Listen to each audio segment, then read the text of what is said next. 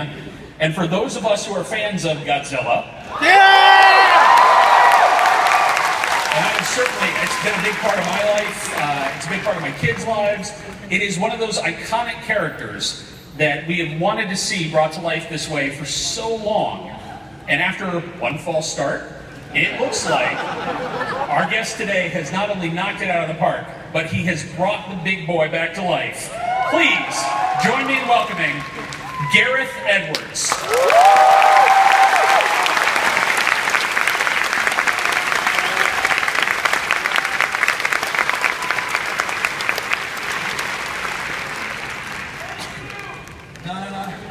You haven't seen the movie yet. So Gareth, I'm going to let you do all the intro for the footage. You know what we're showing, so... We're showing stuff? We are indeed. I can't wait to see it. I believe we're showing the trailer first, right? We're just going to... I think so. Remind everybody that the movie's called Godzilla. And there's some famous actors in it.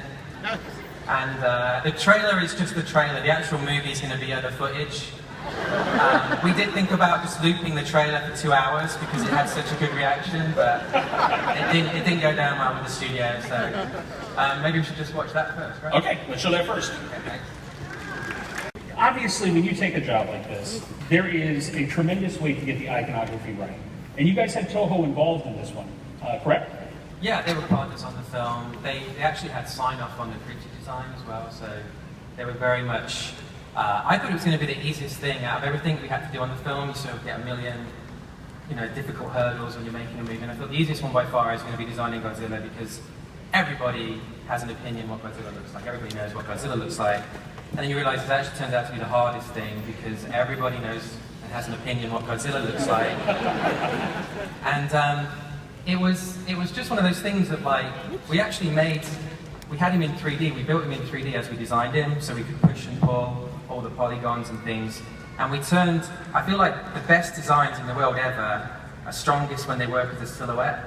So if you saw a warning Godzilla crossing sign, everybody would know that's Godzilla, it's not a deer, it's not it's not a bear or something, that's Godzilla. And so we made him jet black against white, and we just kept rotating him and pushing and pulling the polygons.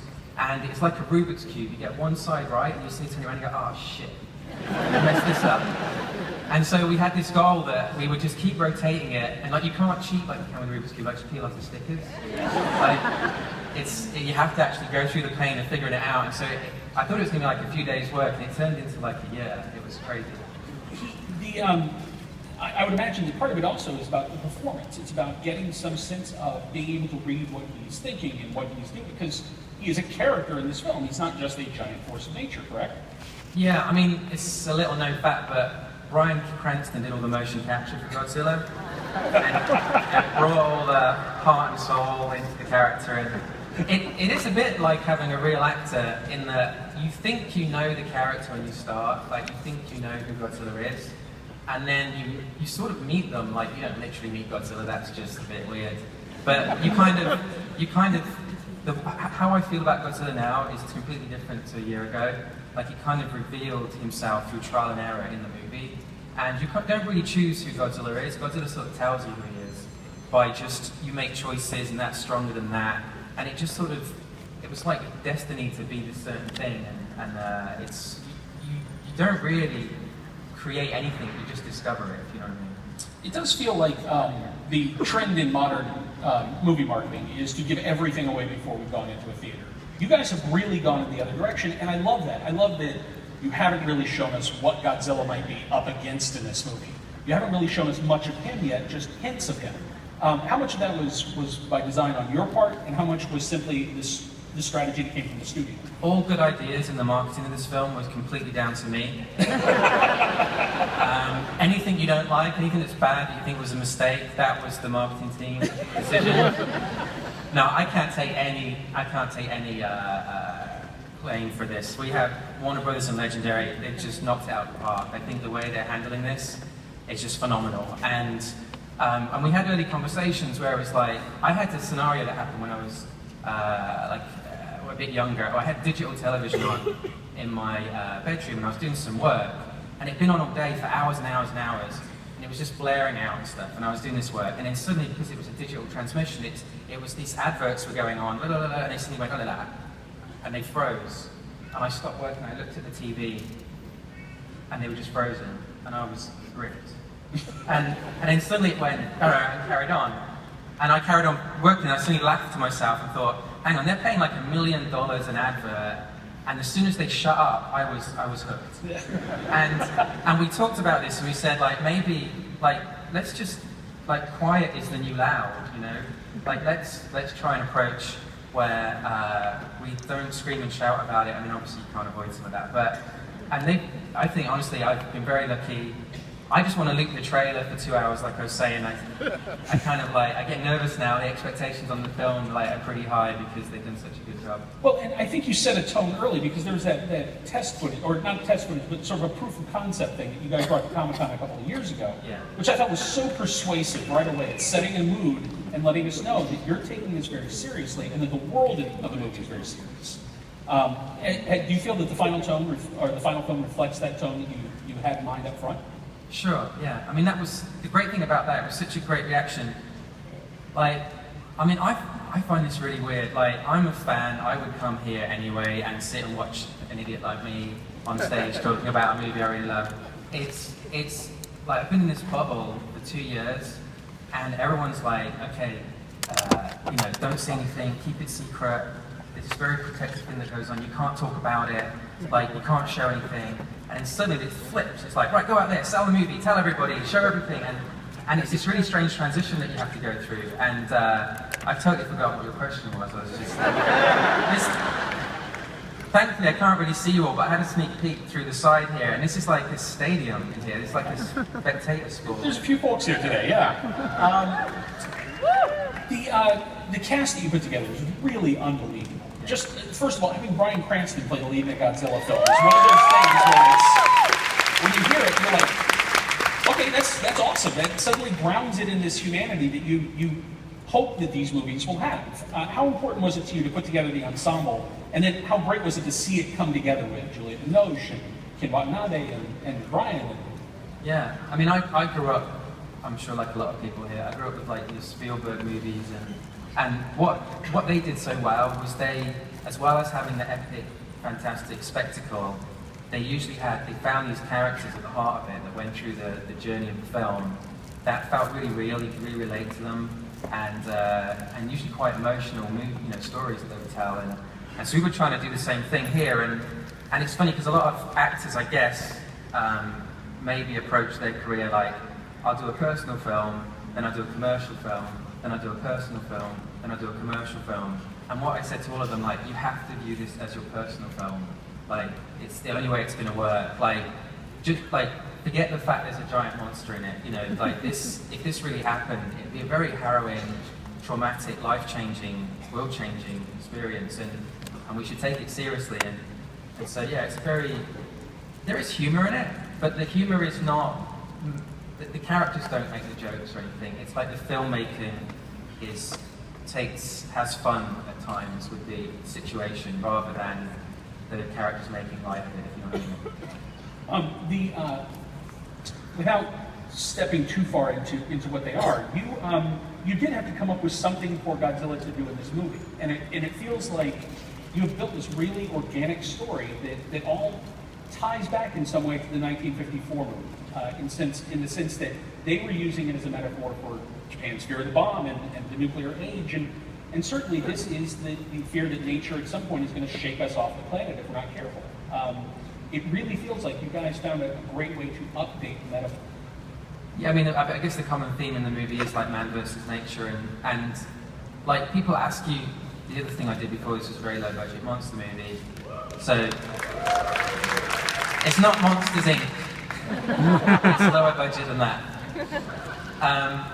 And so people are like, what is it about monsters? And so you give it some thought, and you think, well, like for thousands and millions of years, like we've been surrounded by nature, and every day there was this threat that the animals were going to come and maybe kill our family or destroy our huts or our cave or whatever. And only recently have we built these big cities, and our caves have become 350 foot high.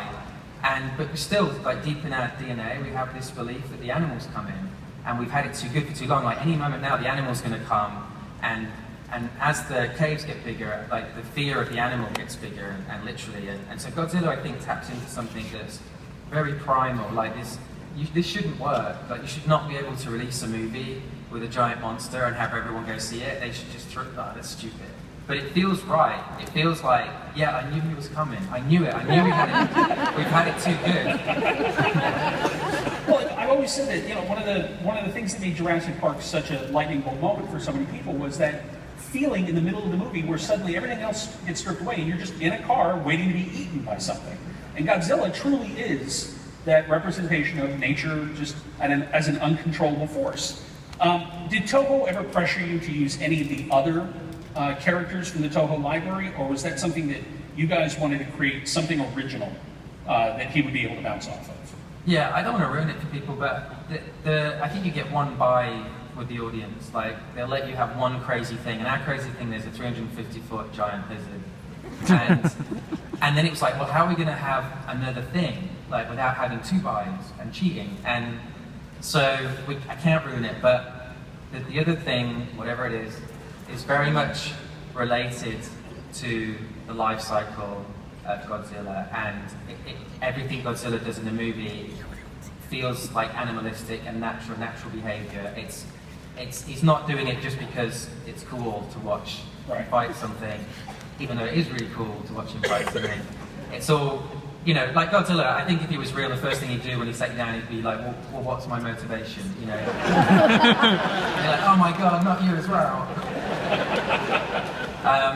And so you have to come up with it, what's his motivation, and we came up with something that I think feels part of the whole man versus nature thing. When you make the jump from directing a movie like Monsters, which was so intimate and really focused on those two lead performances, and then you make the jump to this where you have, in certain sequences, casts of hundreds of people that you have to coordinate and wrangle, and for you, was it a different skill set? Were the things that you learned on Monsters still just as valuable here? Was there any difference in terms of the approach that you had as a filmmaker? I think the main thing you do is just shit yourself and dive in. There was no, it wasn't, it was like being teleported to this insane situation, and I'm really lucky. I don't think if I ran my life a million more times, it would never have resulted in being able to do this. And so some fluke happened, and I got this amazing opportunity. And as much pressure as like the fans put on you, maybe in the studio, it's like the pressure on myself to try and do the best film I could. Like at some point though, you have to become very selfish, and you can only really make a film that you want to sit and watch. Like you can't, if you're trying to do second guess other people and do what you think they might want to see, you're going to screw it up. And so it was just like, close your eyes, picture the movie, what gives you goosebumps, right, go make that. And Legendary and Warner's like have been so supportive. I think I've had one of those fluky journeys that a lot of filmmakers don't have, where we were given a lot of creative freedom and a lot of support. So hopefully some of that's reflected in the film. No, we're not showing anything else. Okay. In that case, let's go ahead and throw it. No. See, in England we have pantomime, and that was a cue. Yes. So, like, nothing else, huh? You can't give us a little taste, a little tease, a little something. I mean, here, these people came all the way down here to Anaheim. They want to see the big guy a little bit, just a little.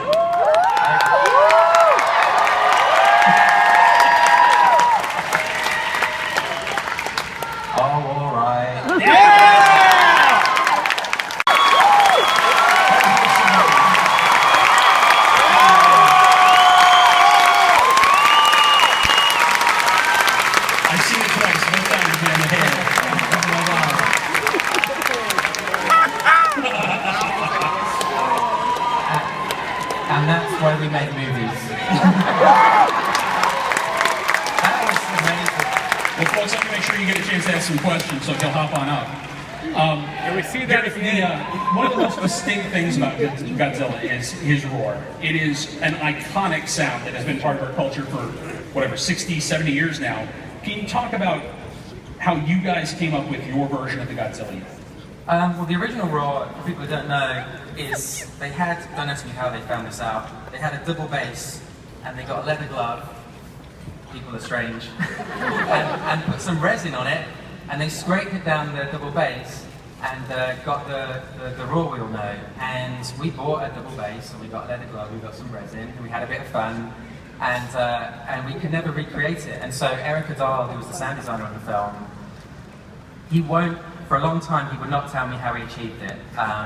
It was a top secret, and because he thought it would ruin the film for me. And on the very last day, about a week ago, he took me aside and he shared the secret with me. And I had to promise I would never say.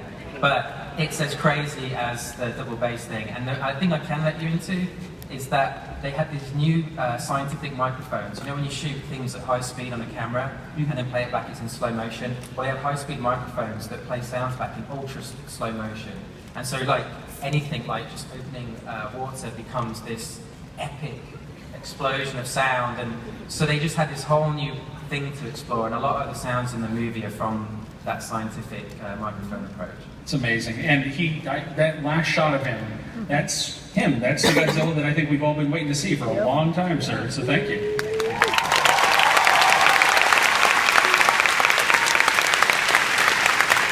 Yes, first up. Hello. Hey. Since you're new to blockbuster movies like this, how did the studio help you transition from your previous work to this high-budget studio film? I guess the main thing they do is surround you with the best of the best. Like, I love these movies. If you went to my flat in London, don't do that, you'll get arrested. It's not right. Is it on the shelf? On the shelf, like, all the art of books, they're all like making of movie books, like way more than novels and things. I just love this stuff. And so second they said, like, okay, because obviously dealing at this budget level, you can kind of get anybody you want. And so they were like, who do you want to work with? And I literally just got all my heroes, wrote them all down, sent them in an email, and pretty much all of them worked on the film. And it was incredible giving over like concept design, creature design, production design, whatever it is, as we were conceiving the film, to everyone who have made all the films I've loved. I'm very, very lucky, and I realise that, and I don't know what to say. It's all that, like making a low-budget film and a really high-budget film. You just take the pros and cons and swap them over. Like everything that's easy to do when there's 4 of you in a van, because you can just run over there and get another shot, is really hard when there's 400 of you and a mile of trucks. And everything that's hard when you've got $10 is really easy when you have $10 million. So but the thing that's always hard, equally hard both times, is trying to tell an engaging story for 2 hours that grip people. Like, doesn't matter what budget level you're at, that's still the hardest thing by far. So. I know the first time I heard Thomas Tull talking about this, it is apparent he's one of the strangest guys in Hollywood that I've met, because he is a billionaire who controls this giant money fund, and yet he is every bit the film geek, uber nerd that the rest of us are, and he loves these things genuinely. It is not an act or just a business for him. Was he a great cheerleader for you as you were making this picture? Yeah, no doubt about it. I would not be here if Thomas didn't exist. There's no way in the world this would happen. And so, and it's funny because when you have meetings with him, Thomas is the producer of the movie, he's the guy that owns Legendary.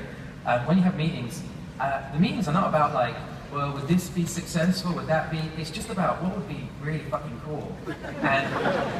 And he's encouraging you and pushing you, like he's basically bankrolling the film he's always wanted to see, you know what I mean? And kind of whether it's a success or not is kind of secondary to whether it's a really good film. And I think films that come from that place, that are designed for that reason, you know, obviously always have the best chance of success because you're doing it for all the right reasons. And I feel like the team here at Warner's and Legendary were just definitely, we all just wanted to see the Godzilla we always wanted to watch in the cinema, so. Yes. First of all, Mr. Edwards, on behalf of all Godzilla fans, we have to all thank you for bringing us this movie.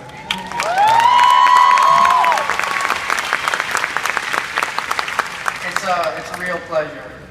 And so for the mutos, like the monsters you will be fighting, what monsters from Toho did you look at to design these?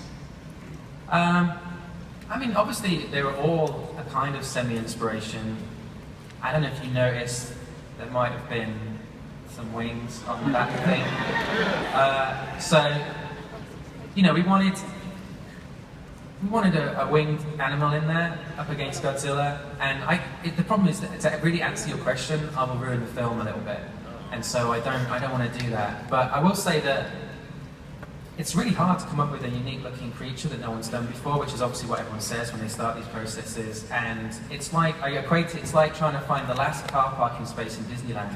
It's like, everybody has already been there, they've done a million monsters, how do you find the one no one's done? And our inspiration was things like H.R. Geiger's Alien, you know, the T-Rex in Jurassic Park, even Jaws, and we took all these different elements, and I can't ruin it for you because the clip you saw is not truly representative of everything in the film, but we kind of did an amalgamation and tried to make it like it was from one creature.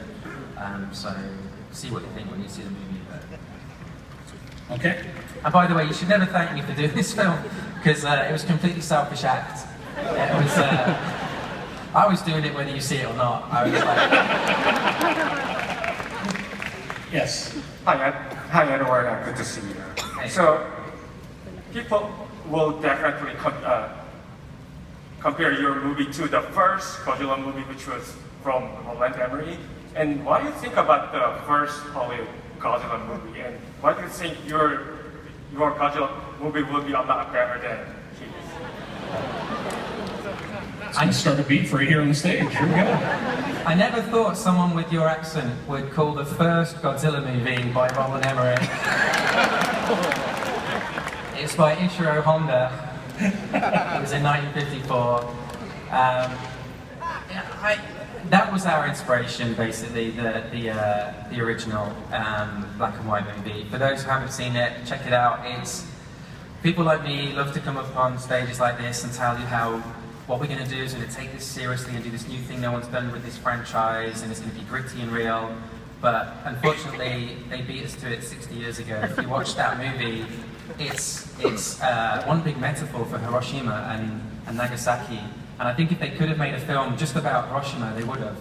But the censors at the time, those damn Americans, wouldn't let them do anything about World War II, and so they had to hide it in the disguise of a monster movie. And so it was all born from this very poignant, meaningful place, and that's why I think he sort of stood the test of time, really. Okay, I'm so sorry, we've only got time for one more, so yes. Hi! Hey. I really enjoyed the footage, by the way. And from a Bryan Cranston fan to who I am hoping is a fellow Bryan Cranston fan, I just have to ask, who would you rather see try to survive a Godzilla attack? Walter White or Hal from Malcolm in the Middle? That was good. There's so much more comedy value in the second option. I actually, like, my whole theory on Malcolm in the Middle was that he was a closet gay father, right? And I really thought that. I thought that was the whole point of this TV show. And when I met him, we were chatting, and I was like, so, you know, how, like, so he was gay, and blah, blah, blah. And he's like, no, he wasn't. I was like, really? I thought he was, no. He was just, and he's like, the mother was such such an aggressive, dominating character, I played it the opposite way. And I felt really embarrassed, because, like, the way I described that show to everyone else was like, oh, it's this really funny show where the dad's, like, hasn't come out. And I was saying this to Bryan Cranston, he was just looking at me like, you idiot. Thank you so much. One last time, Edge of Tomorrow is from Warner Brothers and Village Roadshow. Into the Storm is New Line Cinema Presents in association with Village Roadshow Pictures. And Godzilla is a Warner Brothers and Legendary